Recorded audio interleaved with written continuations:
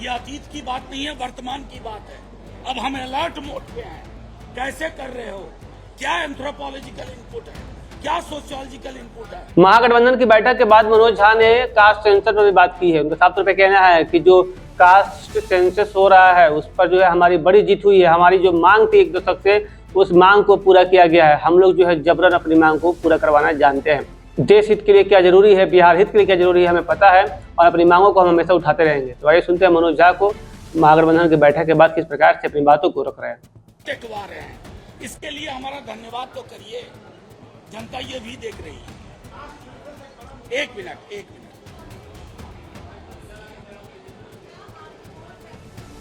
नहीं, ये कोऑर्डिनेशन नहीं है। आपको बताओ, आज तो एक व्यापक मीटिंग जिसमें तमाम कमिटीज के लोग थे।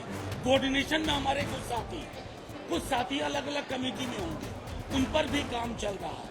आज थी कि कैसे ब्लॉक स्तर तक ये संवाद साझा तरीके से जाए, उस संपर्क में कोशिश थी और वो सफल रही, क्योंकि लोग उसको अब जिला और ब्लॉक स्तर पे करना चाहते हैं।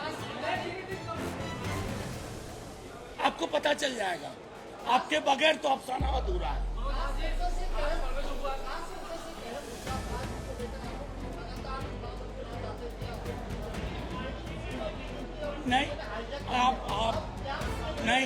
आप था क्यों बोल रहे हैं भाई?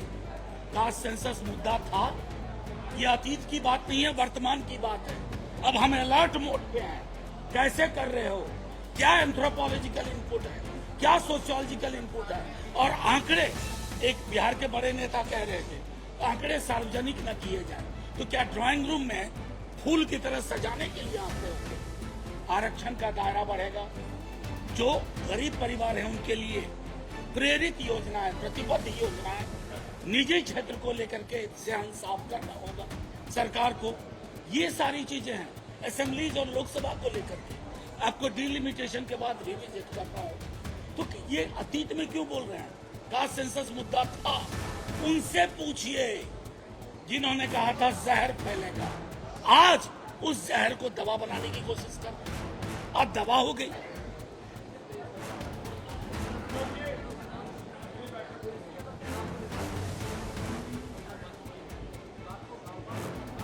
नहीं, कुछ दिन और इंतजार करिए ना ये महाराज। आप क्या चाहते हैं? आप लोगों के मन में जो पकता है ना, वो हम लोग पहले से पका के बैठे हुए हैं। समझ गए? समझ में आएगा।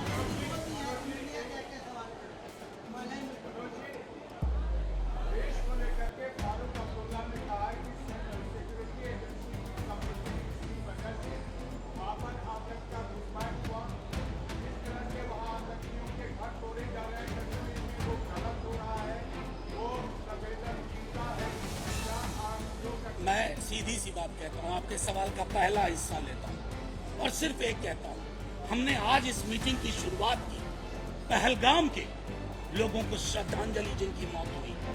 हम मधुबनी में जाकर चुनाव रैली नहीं कर रहे, हम उस तरह की बेशर्मी में नहीं जाते। हम तो आज तक सदन में पूछते रहे पुलवामा कैसे हुआ। अगर पुलवामा की रिपोर्ट आती तो पहलगाम नहीं होता।